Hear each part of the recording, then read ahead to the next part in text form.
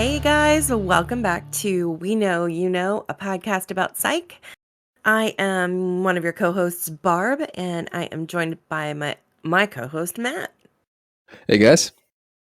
Today we're going to talk about season 3, episode 7 of our favorite show, Psych. We are really glad that you're with us today. If you're enjoying the show, please remember to like, subscribe, and most importantly, share it with your friends. Yeah, we also got to give a shout out to our two largest fan bases here, the official Psych Fanatics of Facebook group and the Psych subreddit. Both of those are huge and have lots of active members. If you guys are a part of those, thank you for joining us. If you guys have never heard of them, you should check one of them out. Not too much news today, since we're recording these pretty close together this time, but I did have the chance to finally catch up on the Psychologists Are In podcast. If you guys are not familiar with that, it's the podcast by Maggie Lawson and Tim Omenson. And they have a lot of interviews with the members of the show, whether it's the cast or the crew, writers, directors, that kind of thing. So theirs is less about the breakdown episode like ours is, and they get a lot of behind the scenes information because they were on the show. So I got the chance to catch up on those. I think I'm 2 behind as of today's date. So I got through like 6 of them recently, and there's lots of interesting people and interesting things from the show on there. There was a couple things in particular that I heard that we talked about before when we were in episode 1 and looking for it of interest. The first one was at least something that I thought was really funny was that as they've had all the people on the show, and during all their interviews, they all talk about how when they tested on the show with James, every single one of them, when they asked what was your experience testing for the show or reading for the show, they're all like, as soon as I started, James started to improv and go off book, and I hated it. It completely threw all of them. Every single person that they asked that question to says the same exact thing. And I swear he's doing it on purpose just because he likes to improv and wants to see how they react. That's what I'm thinking the whole thing is for him. Well, I thought they said at some point though that Steve Franks wanted him to do that. He encouraged him to do that. That might have. I listened to I listened to them while I was unpacking after the move, so I had a bunch of time. I listened to 6 or 7 hours of them. I think he liked how James Roday did it and wanted people that would be able to respond to it. Mm-hmm. Yeah, be fluid with how everything goes. And not be scared of it and not think that it had to be all, like Aaron Sorkin or some mess. Mm-hmm. Where you do not deviate from the words on the page, Yep. That is interesting though. They all had that response. Yeah, I thought that was really funny. Yeah. We did also, they had interviews with Corbin, with Dulé, with Kirsten. And the other thing I thought was interesting was the timeline for Kirsten being preggers in season 1. Yes. And how they incorporated that. They didn't know that when they hired her, and they had no care whatsoever whenever she told them. And they incorporated it into the character, but because she gave birth mid-season, she had to keep wearing the baby belly pad thing, and then it had to keep growing the entire time while they were filming, so it timed out right. But I thought that was interesting too. There's lots of interesting little tidbits in there that I'm probably forgetting some of the details on. So if you guys are looking for more behind the scenes information that we don't quite get access to, you can always check out them and see what they're up to. Yeah, it's the Psychologists Are In. So, and I mean, I wish they would plug our podcast like we plug theirs, but I don't think that's happening.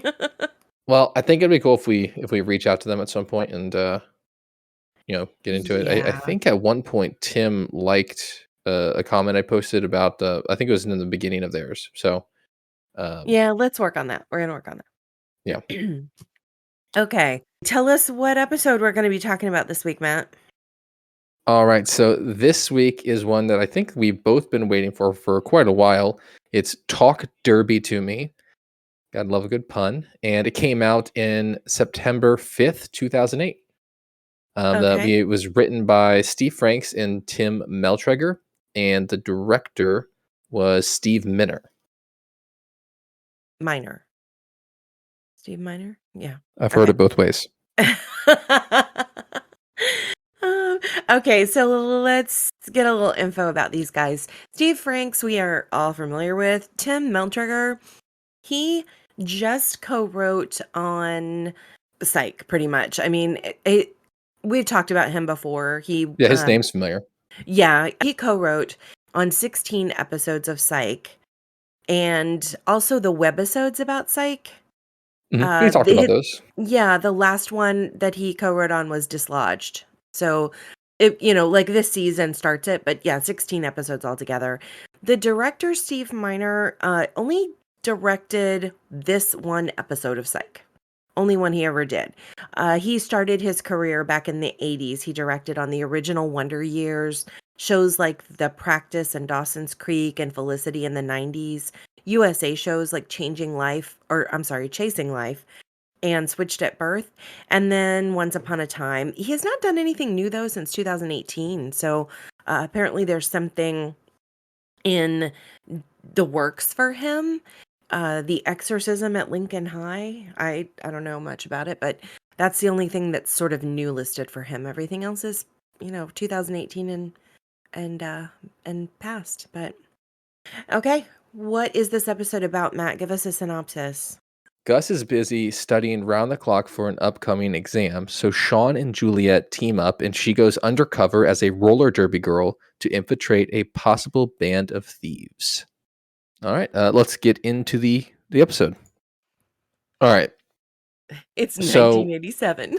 right out of the beginning, we get our young Sean and Gus flashback, 1987, and Henry is in the living room yelling for Sean to come in. And we get a funny little entrance by little Gus, who comes in as Sean's lawyer, and he's like, "I'll be representing Sean in this situation." It And was so Henry cute. calls Sean again. It was really funny. He's It in was his so like cute. tucked in khaki pants with his button up shirt buttoned all the way up to his chin. He so Sean comes in timidly, and Henry tells him, what's missing in the room. I took something of yours and you need to figure out what it is. And I'm particularly pausing it here because the thing that always gets me is he says, Sean says, you robbed me. And Henry comes out as the cop and says, robbery is taking something with through force or fear. And he says, I'm nobody's being robbed. I'm not afraid of anybody in this room. See, he is the robber. Sean might Right, be robbed through force or fear. Sean is the victim who is being robbed. Invalid right. statement. Just gotta It's say. backwards, yeah, Right, yeah. right. So Sean peeks around the room. He does his little thing, Scan, and yeah, the he does his little scan. scan, and he sees some BBs on the ground, and he figures out that his dad stole his BB gun. There we go, there's our I love Henry that. lesson. He Yep, that's a said, Henry Leonard lesson. "Thieves always lie," because So he so didn't set it give up. him back. As soon as Sean, so originally he said, if you can find what I took, you'll get it back. And when when Sean figured out that Henry took his BB gun, he said he wasn't giving it back, and he called him a liar.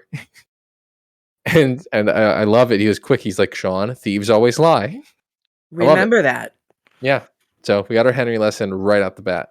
Ah, Gus ratted him out and told his dad that he was playing with the BB gun in the backyard, and that's why he took it.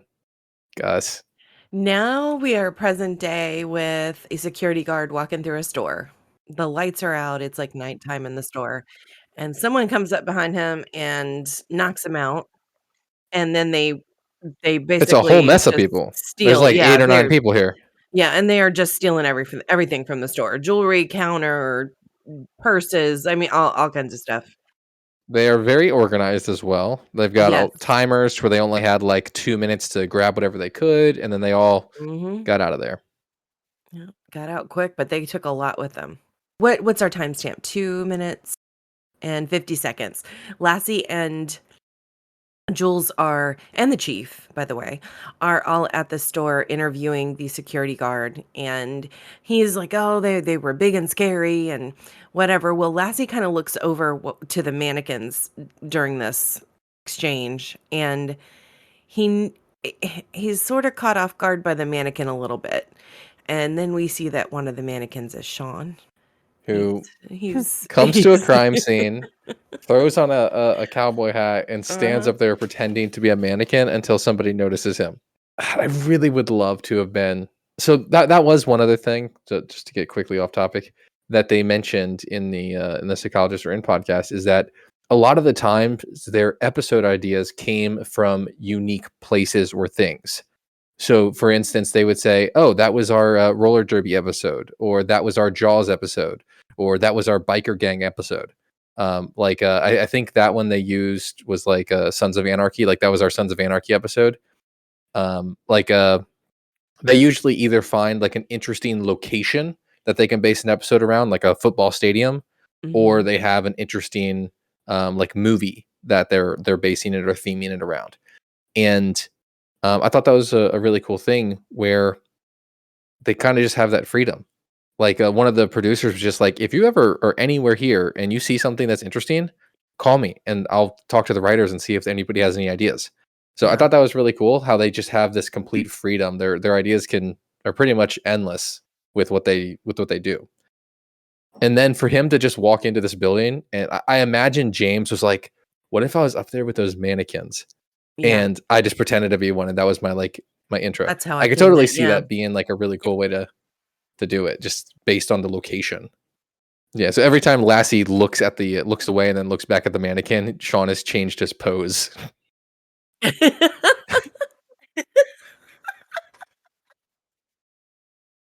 I love Sean. All right, so after Lassie comes over and yells at Sean for being at the crime scene, and after he jumps down and catches up with Gus, they tell Lassie that one of the mannequins told him that they need to go to the security room and watch the video because the cameras caught everything. And that's where we find out that Gus is studying for his RX His pharmaceutical pharmaceutical. rep recertification. Yeah, the RX Farm RX, I think is what he called it. Mhm. And he has a whole booklet and he's just carrying around, not paying attention to anything, focused 100% on that. And It's, then it like, goes to them in this. hysterical. Yeah, then it goes to the Lassiter, the chief, Juliet, Sean, Gus, and the security guard in this tiny little security room. And he said, "We've never had more than 2 people in here." They're all scrunched in. While they're watching the tapes, Lassie's like, "These guys are ex-military, no question." They notice a clear chain of command. People are following one person's orders. But Sean is noticing some other things. What was that he just saw? I don't know. It almost looked like a blade, but I don't think it was. Yeah, it was a knife blade, right? No, no, no, I don't think that's What it. is that? Was it a purse strap? I don't know. How can I see with these old glasses? I would say the old eyes, but that's Matthew's been joking me all day because I couldn't find my new glasses. all right. So it looks kind of like a pin or something, maybe. I don't know what that is. It's an odd shape.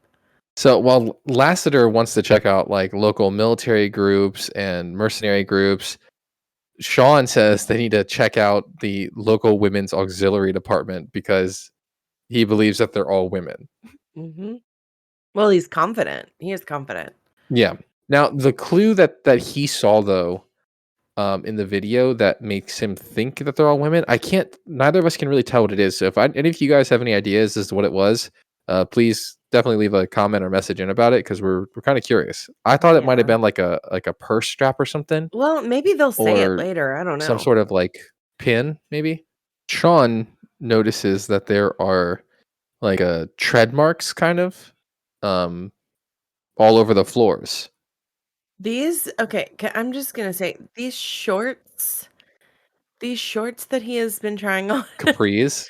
they're awful. At the risk of like, I don't want to offend anyone, but let me just say that the idea of man prees are is just I no. Awful. The Yeah. word is awful.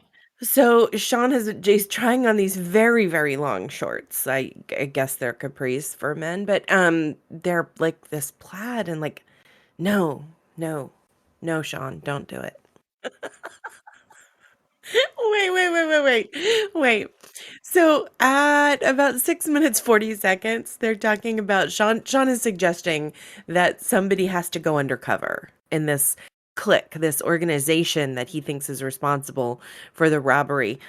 And Lassiter goes, I have been itching to do some new undercover work, and I have a new mustache guy.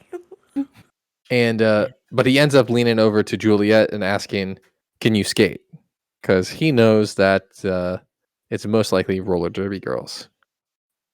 Maggie Lawson is like 100 pounds Hmm. soaking wet. Like she is itty bitty. She's scrappy.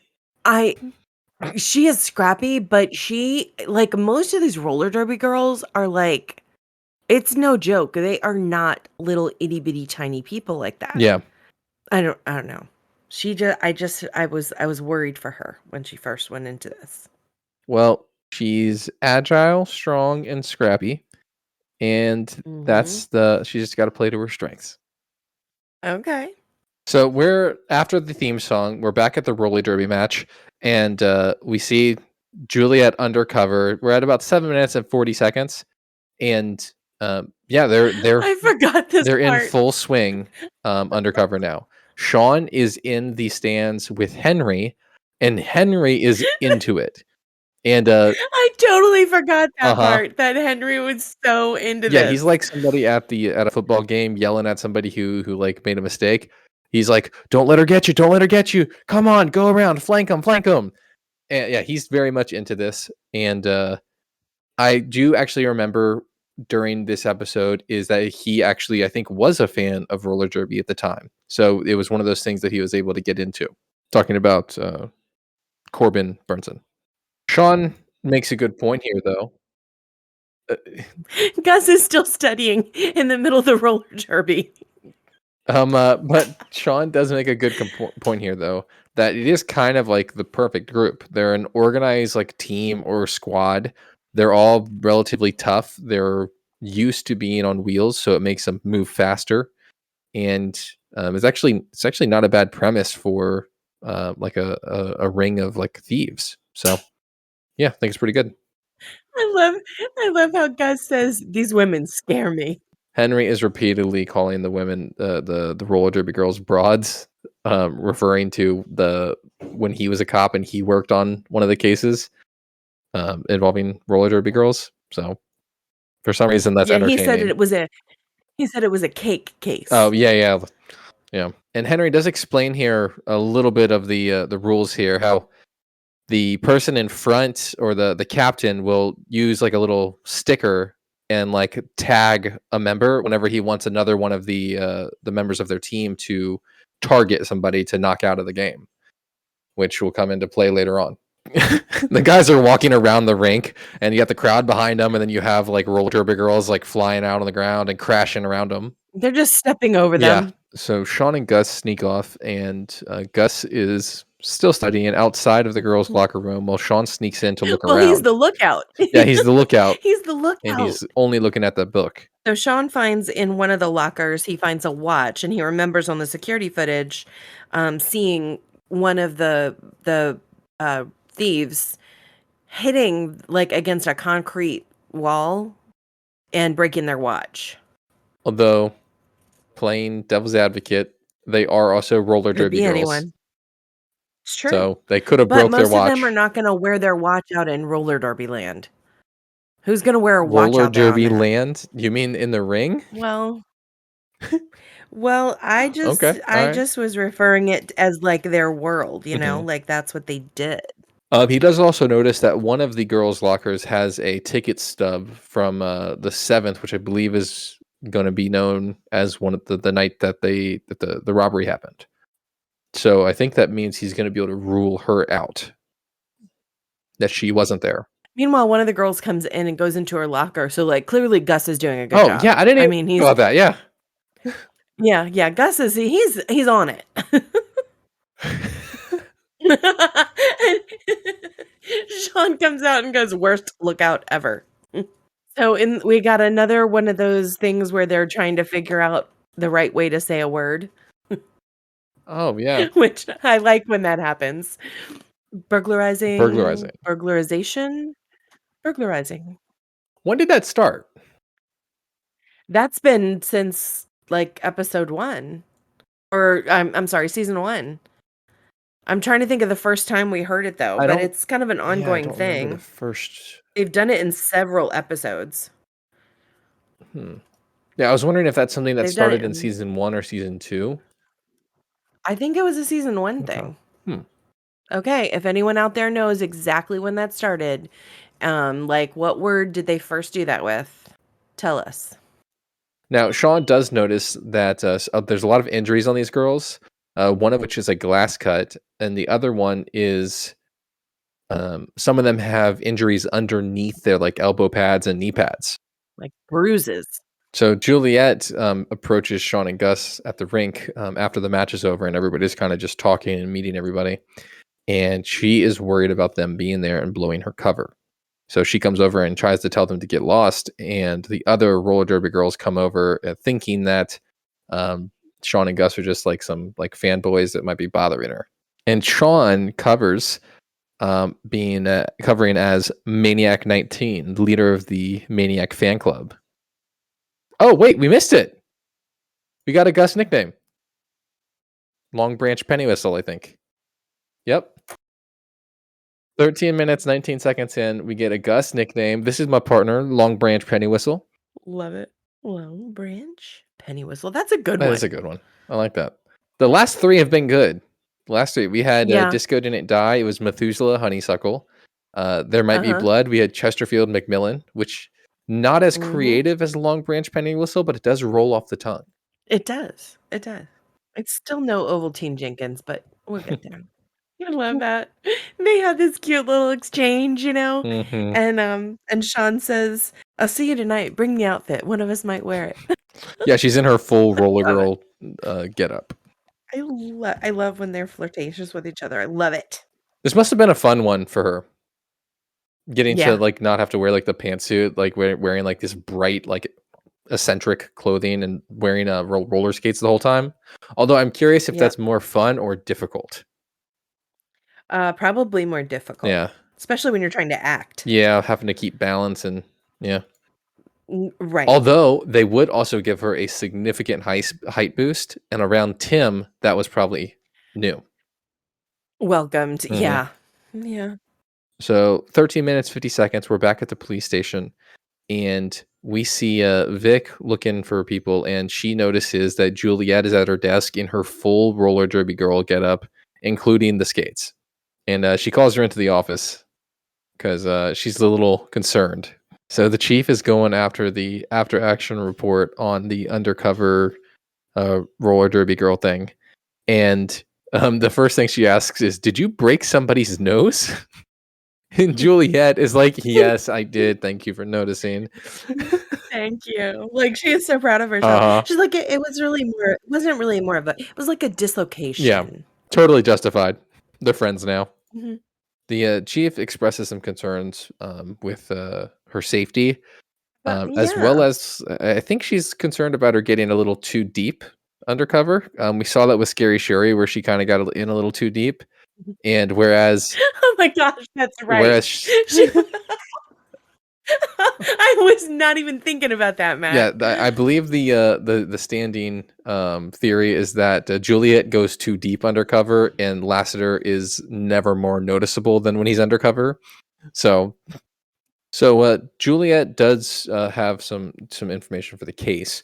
She says that these girls really aren't making any money doing roller derby. They're doing it for fun, and most of them are actually paying out of pocket, whether it's for gear or like fees, to be a part of it. And they It's like all, their sport. It's their yeah, sport. Yeah. yeah, and they're all a part of the element, that would be involved in these types of crimes. They've got a list of priors from burglary to assault, and they're all kind of perfect for this. So she thinks she's going to get somewhere. So Juliet gets a call from somebody else in the group, and they invite her to something something going down tonight that they request that she be involved in. Yes. Okay, we're about 16 minutes in. Juliet is at the station. She gets a phone call on her cell phone, and she's clearly invited to something tonight by presumably one of the members of the roller derby team. But the next scene, she shows up at the psych office. And when she walks in, Sean has made this dinner and he's got like candles on the table and it's so cute. She thinks he has a date with someone, but it was for her. Oh, God. It's so cute. He's got like crab cakes there. He's got wine. Put it together, Jules. Put it together. He's put a strawberry in the champagne. I don't even care about the case right now. I just care about the fact that he has made her this really great dinner, and she's just missing the whole thing, and I can't take it. It does kind of seem out of nowhere, though. They were supposed to meet up to discuss the case, and he's got this like fancy He's meal. taking an opportunity, that's all. Mm-hmm. Ugh, bless his heart. I can't. But Juliet says that on the call they told her that it was toxic waste that called her and invited her to a money making opportunity going on downtown tonight. And she was kind of she didn't give a ton of details, but Juliet thinks that this is going to be a lead on the case. Sean remembers back whenever he was searching the lockers, and toxic waste was the one that had the ticket stub in it for that concert.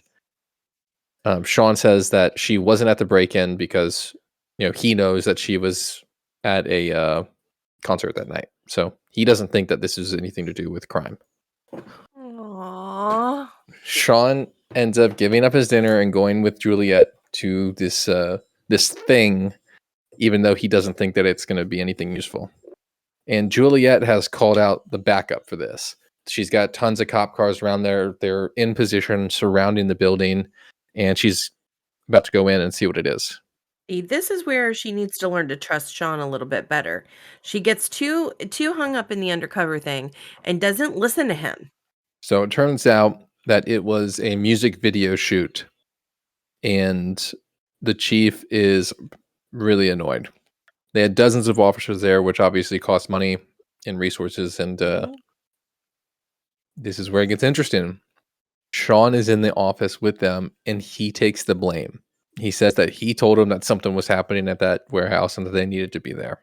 But at the end of the meeting, the chief ultimately wants results fast, or else she's going to pull Juliet out. We get some more flirting comments from Sean. Juliet wants to get close and see his process and how he does things. And Sean responds with, "Close is good. Very close is even better." But, The process is not a tandem bike, it's a unicycle. mm-hmm. Oh, we're back in the psych office at around 20 minutes and 44 seconds.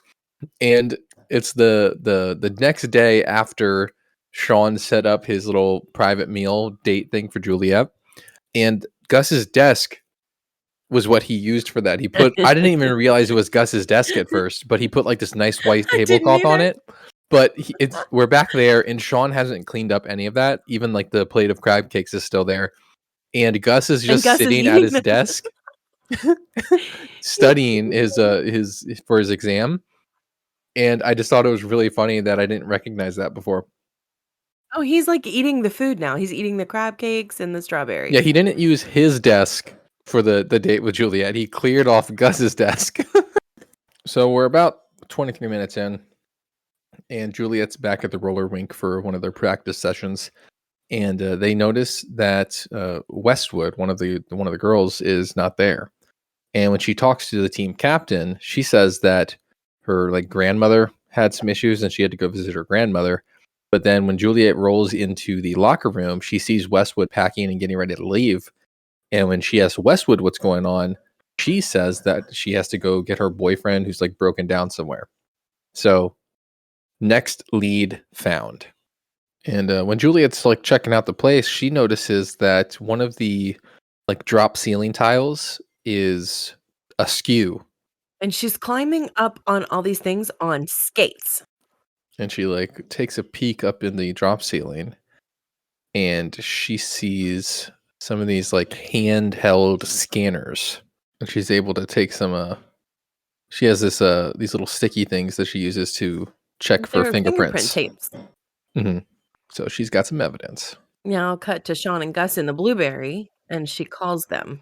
So Juliet calls the guys, and they're actually on their way to the roller derby rink. But she ends up telling them about Westwood, and Sean sees it as an opportunity to follow her. So they're following her. We're at, what's the time? We're at 26 minutes and 30 seconds in, and as they're following Westwood, she's driving a truck with, like, a camper top on it, and Gus is in the passenger side of the Blueberry, and he swears that he sees that there's a body in the back of the truck, and Sean's like, "There's no body," but yeah, we're gonna see what happens. So they end up finding Westwood has pulled up to it looks like a dock, and she emptied She's out looking all what was in the around bed of and her truck, mhm. and is essentially making her way back to her car. So she got rid of whatever the guys thought was the body. Although I think that's probably a hint that it wasn't a body, because I mean I don't know if she can carry another human being. Have you seen her? Of course she could. I don't think Of course so. she could. People are heavy. That girl is nothing but muscle, I don't care. Uh, She could she's carry also very 100 pounds tiny. something. 100 pound. Most Yeah. humans aren't 100 pounds. Like most Well, people, if it's especially if it's another a guy. female, it is. So the guys walked to the end of the pier where they saw her at, and they're just looking out into the water, and And there it is. and And they Gus see a body float to the surface. and when it happens, Gus just takes off running. In true Gus fashion, he's not staying there. So the guys end up calling the cops, and Lassiter and the chief show up, and it's daylight now, and they go over together to inspect the body and see what it is.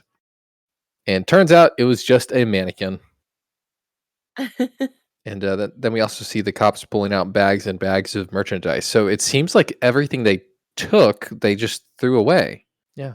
Chief asked the right question. What were they after? Well, now they know that they weren't really going out like, they weren't trying to steal the stuff for the stuff. It's not why they were really there. The stuff for the stuff? Yep, I agree. It's conclusive, guys. Wow. Has one of his little psychic visions and points out number 20, which is Lethal Weapon Westwood, the person that they followed here. So she's the suspect, and he passed that information on to them. Now, one thing they don't know is that somebody is watching. One of the roller derby girls went down, I guess, to check and see if anybody found it, and they see Sean and Gus working with the cops, which makes them a target maniac. Alright, at 30 minutes, 56 seconds, Sean has taken them into Zilk's, and he walks Gus over to where there's, like, a mirror and a mannequin, and Gus is wearing the exact same outfit as the mannequin. This will be the photo for the episode. Oh, this is fantastic. And Gus is like, "What?" I mean, it's a nice outfit, but it's kind of funny that he matches the mannequin. All right, so the guys are like essentially walking around the store some more, trying to find some clues, and they see the employees like only room, and Sean Well, ends up Sean saw hold on, well, first Sean when they were looking at the mannequin, Sean saw that the wheel track led to the employee-only room. right, Like, that the person on the skates that night of the robbery went into that room. hmm and Yeah. Sean pulls Gus into the room begrudgingly, and when they walk in there, they find one of the employees, this like younger girl, who's like shredding paper, and she gets freaked out and thinks that they're like trying to like rob her. Sean goes to do our favorite little bit where he introduces Gus with the incorrect name, and then he blanks. He's like, He's This got is nothing. I I And his I'm mouth is blanking. just open. He's got nothing. She calls Gus Mannequin Man.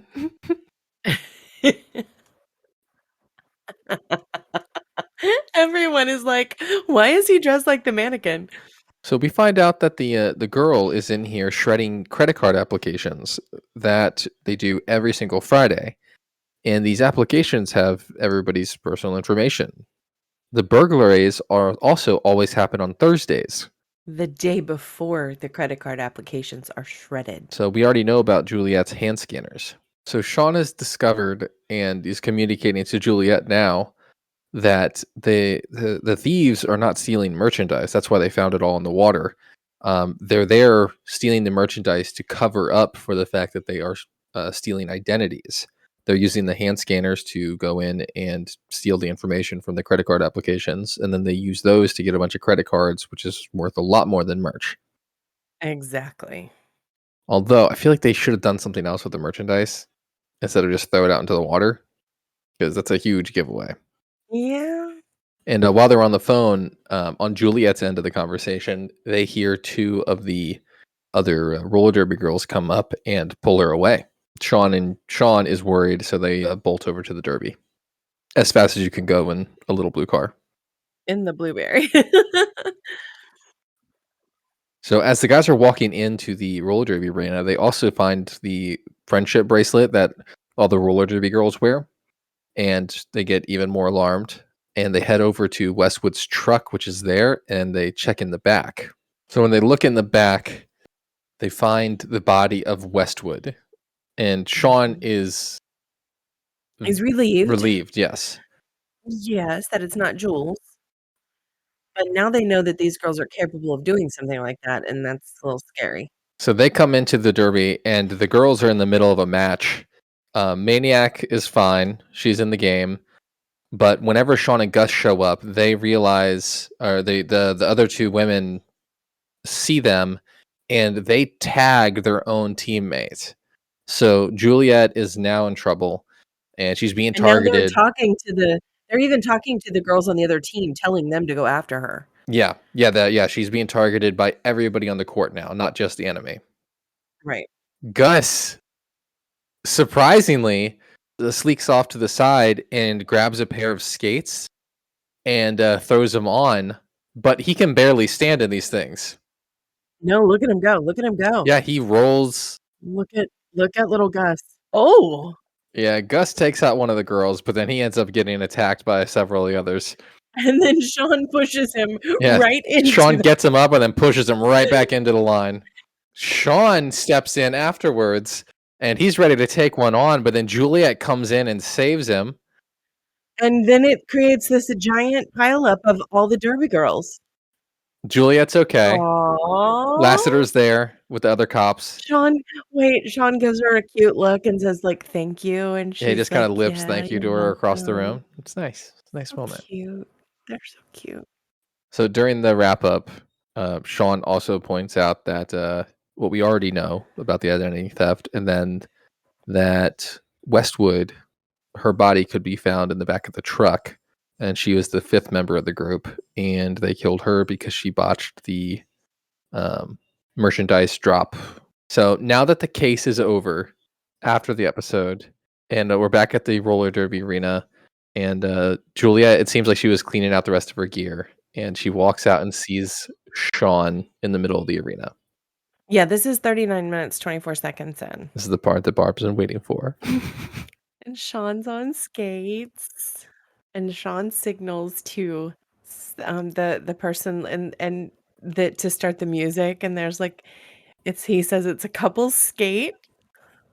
They have this little moment where they look at each Oh my other, gosh. and she says, "Sean," like she's got I that. know, it's so sweet, right? It's so sweet, and then they go out there and He oh, pretended to fall so he that she'd pretends grab to him. fall, and then he tries to hold her hand, She says and at no. first she doesn't, but their hands, like, keep touching the whole time, and then she does hold his hand, and they're skating together, and they're holding hands, and it's so cute. We just get Oh, a little tease there. I can't We're take it. back I in just the love psych them office together. though, and Gus is trying to log in to take his exam that he's been studying for. And that's when we find out that Sean is literally just finished taking it for him. And we find out that his password was Chocolate Thunder. Gus is so scared. He thinks he's gonna fail. Gus is like, I studied for this test all week. And Sean's like, yes, you did. And that's the kind of thing that builds character. One thing I noticed is that I have not noticed a pineapple this episode. Oh my gosh, I wasn't even looking for one. I was so into the episode. Well, after looking it up, there is no pineapple in this episode. Okay, Matt, so what are your general thoughts about this episode? I love this episode, um, partially because of the theme. It's very different and it's very kind of like eccentric. It's got like really it's got like fun, more poppy music in it because of the roller derby. It's got the interesting outfits and characters. So this one really breaks the mold and it's very different from what we've seen. Mhm. So I think that's always fresh and exciting. And I also love Juliet and Sean working together. I love seeing this side of Juliet where she's like this, like very like aggressive, like gets into deep undercover. The undercover Juliet Yeah. episodes are always kind of fun because she gets really into it and she gets to like play this different character. She comes Um, off more confident yeah, in uh, these. Yeah. I do like the little bit we get of Henry. Again, I like seeing Henry really into stuff too, and he had a Mhm. little funny little scene here. I don't like that we didn't get as much as Gus, but he did get a few moments to really to stand out that he was included in. So also Chief Vic. I liked her little scenes that she had here. And Lassie really didn't get too much in this one. But No, but you still yeah. got to see a little bit of him being him, I wish we could have got Buzz with the in. mustache and That would have been oh, nice to see Buzz at the police station at yeah. some point. But Yeah. But I yeah, feel so okay, so how many pineapples do you give it? I am going to go with see, I want my instinct is to give it 4 just because I really like watching this one, Mhm. but I'm thinking of, like, the in particular things that I really like about it, and I wanna I don't know. I mean, you know what? It is my opinion. I'm gonna go 4. I really like this one. I think it's a Okay. fun episode. It's very different from the episodes that surround it just because of its theme, and you get to see a little bit of every character, which is great. And there's always the extra bonus because it is one where Juliet and Sean kinda have a bunch of moments together. Yes. So it is a relationship Yes. building episode too. So I'm going 4 Yep. pineapples. Okay. Barb, what about you? What do you think and what is your pineapple rating? This one to me had similar elements as The Old and the Restless, in that the setting of it was a completely sort of different place. It wasn't like they just went to a place. This was like completely focused around this roller derby. And The Old and the Restless was completely focused around that retirement place. Okay. So most of the time New of the environment. episode, right, right, right. And it's like what you were saying, how you like that it was sort of focused around this. Mhm. I do too. That's what I like about this episode is you've got like a real other sort of location for what was going on. Yeah. And And it's a when unique location Jules too. right, and when Jules is undercover, I like her confidence. And I also like that in these situations, for whatever reason, she seems to always have to depend on Sean. There's less of her depending on Lassie. There's less of her depending on the other people at the police station. She's depending on See, him. I don't know Same if she thing in has to Bianca's depend on toast. him. I think that he is there for her. Well, yes, okay, you could look at it either way, Mhm. but it's the same thing as like in Scary Sherry. Like it comes down to it's like the two of them have so much interaction whenever she's undercover and doing things like this. Mhm. So that's an element I really enjoy about it. Yeah. So I did like that. I love the side of Henry that we see. I liked the side of him that we saw in the flashback Yeah. and him telling Sean about thieves. And I also liked how he acted at the roller derby. It was entertaining. So I enjoy Henry in that element as well. And of course, I loved the interaction between Sean and Jules. I mean, like, everybody knows I'm gonna love that part of Yeah. this. So, It's been a long I time like coming that. Yeah, yeah, and it's like we haven't had a lot of those moments in the past couple of episodes. since Bounty So Hunters, I it's don't like think. yeah, so it's like throw those in, please. We need a little bit of that exchange. Even if they're not gonna put them together yet, a little bit of that is like it's just engaging with the two of them. They're you need I think they need to keep consistent the attraction that they have to each other. Yeah, I think it's been 13 So, episodes since we've had like a yeah, hardcore yeah, Juliet and Sean like yeah, flirt session. too long. And maybe that's because at the time the writers weren't sure that that's where they were going. I don't know. But I think you need a little bit of that element. You just do. So I did like that. And I also thought that the story was strong this week. The case was strong. Now, Yes. coming off of last That's a week, great point that I forgot to mention. ugh, coming off of last week, oh my gosh. Yep. I just, yeah, We could follow we this needed one. this episode. And it We was needed this logical. episode. I did mention it in the beginning when I talked Yeah. about like how this like squad or team in particular works very well. I mean, it would also be interesting if like a football team or something uh, did a some kind of Hmm. heist or something like that, that because they all worked well together. There's a captain, clearly someone in charge. They're able to organize and work Organization. together. Yeah. Yeah, So absolutely. Well, so I give this episode also 4 pineapples. wow. All right. All right. Yeah, I really I like this wasn't sure. episode. I wasn't sure if it was going to be a Mhm. 4 or 3 for you on this one. Nope, I like this episode a lot. I'm going 4. Question though, I'm going 4. if it What? did not include the Juliet Sean scene at the end, would it still be 4? That's part of it. It's part of it. So It's you'd give part it of a it. You 3 if it can't didn't take it have out. that? Um, well, that weighs into, like, my character evaluation, like, the character part of how I grade it. Okay. Like, that's part of how I grade it. So we can't take that element out. Like, it's just good. It's just it was a good episode. The story was good. Like, all of it was good. Okay. All right. I I I was just liked curious that. about that, just how heavily that weighed in on yours. Yeah. Do you have we're gonna move on to our notable points now. Do you have an "aw, yeah" moment? Or to the viewers, this is something that we loved that happened in the episode. What was your "aw, yeah" moment, Matt? I think my "oh yeah" moment was probably when we first see Juliet in the roller derby. Whenever it Okay. literally cuts from, like, the Chief's office to, "And on the field, we've got Maniac," and she just, like, Yeah. elbows that chick in the face. She's got this, like, look in Yeah. her eyes where she's like, "Who's my next target? Who is it? Who is it?" Like, yeah. Ultra focused, yeah. It's like, "You're trapped in here with me." Right. It's got that look in there like, I'm Who's ready." going down? She's a Yeah. predator, and I thought that was really cool. And, like, I loved her That's a good outfit. one. I loved the music that they did, the commentator talking in the background. Like, it was all just so perfect. I really like that scene. Yeah. What about you? My "aw, yeah" moment was the skating at the end with Sean and Jules. Oh, yeah, of course. And Okay. they're holding Okay. hands, and it Alright. was like, oh, it was just yes, that's perfect. Can we just, like, skip, like, all the episodes until more happens?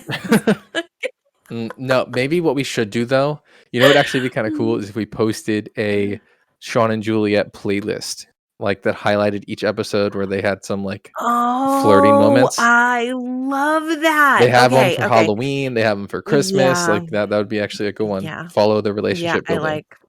I like that one. I like that a lot. That's a good thing. Okay, how about a "come on, son," Matt? This is the something that we didn't love that happened in the episode. What do you got?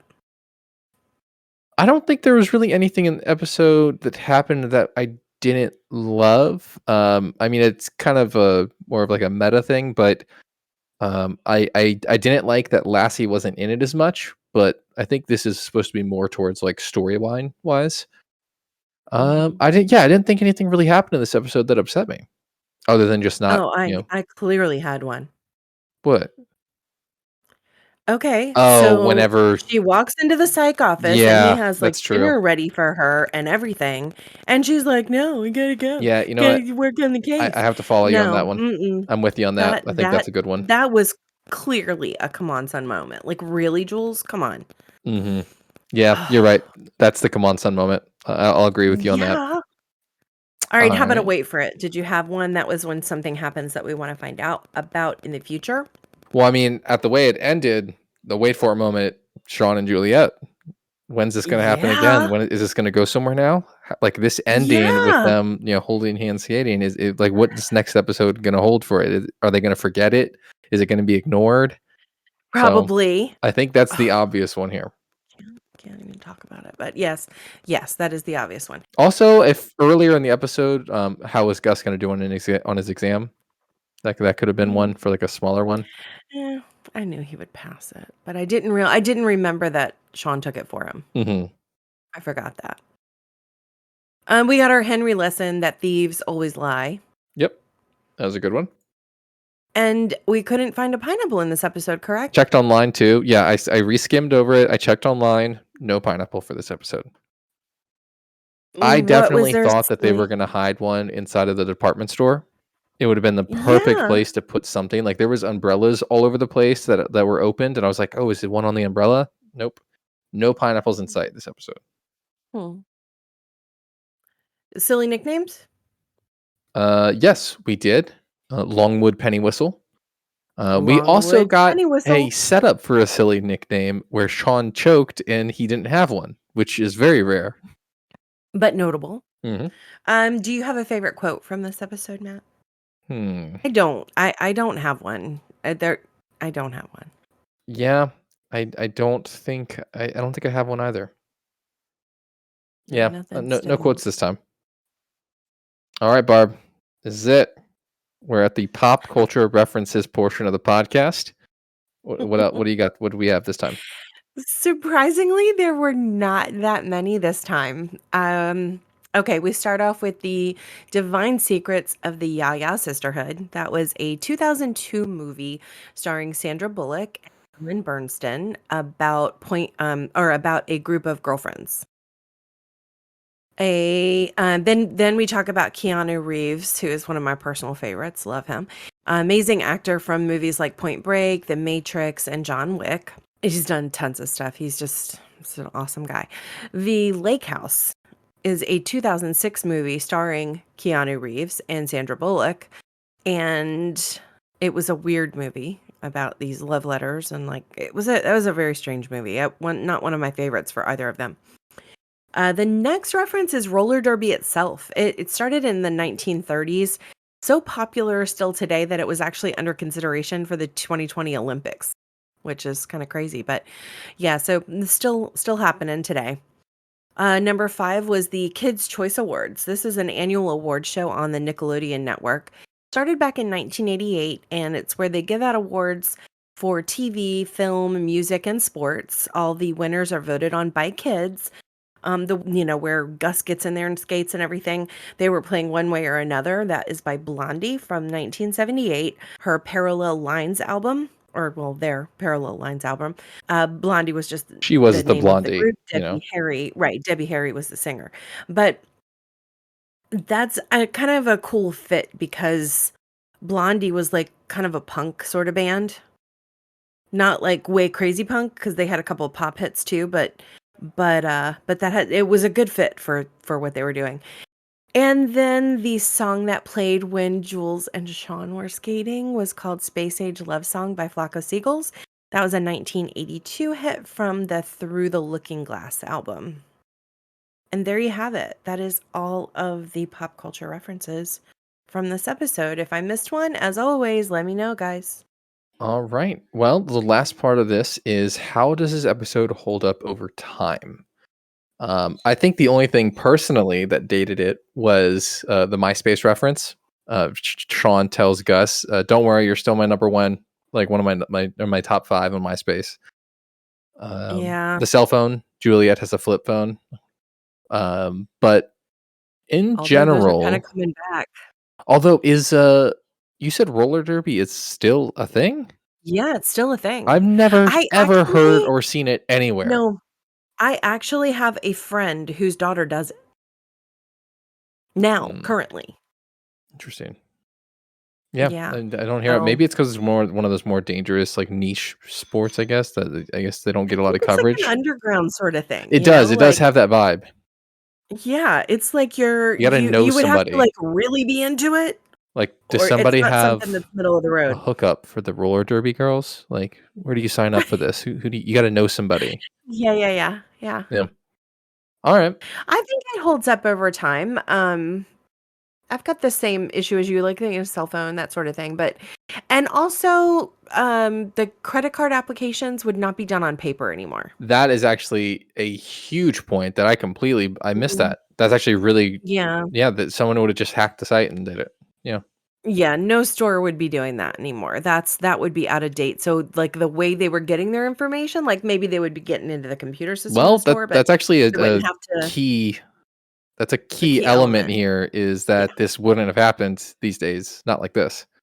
No, they would have just hacked in, but I guess they that's could have not had somebody plugged directly in so they don't actually have to, like, hack in, they have direct access, so exactly. maybe that'd be more like it. No hand scanners, they would've just brought Yeah. their laptop Flash plugged drives. in. Mhm. Yeah. Yeah, that Okay. sort of thing. So that I guess that's the only thing. All right. On our next episode, we will be discussing season 3, episode 8, Gus walks into a bank. I'm excited for that one. Me too. We do get Pretty some cool good stuff in episode. there, and Yeah. I It's a think good yeah. episode. It's a good we get a great co-star or guest star in that one. Mhm. And I love the storyline in that one. We shouldn't talk too much about it, Yeah. but I really like that episode. I'm looking forward to that one. So yeah, so we'll be doing that next time. Make sure you check out our Facebook group and subreddit. The links are below. If you have any questions about the show, if you want to leave your own pineapple rating, we have a poll for that. And yeah, uh, Yeah, and you can email us any questions, comments, observations, or like, you know, anything you notice about the show that maybe we didn't hit on. You can do that at our Gmail address, which is thepsychpodcast@gmail.com. And we always love when you guys email us. Send them in. Maybe we'll read them on the show. yep. Well, guys, thanks for listening and have a good day. Yeah, have a great week, guys. Thanks for listening. Bye.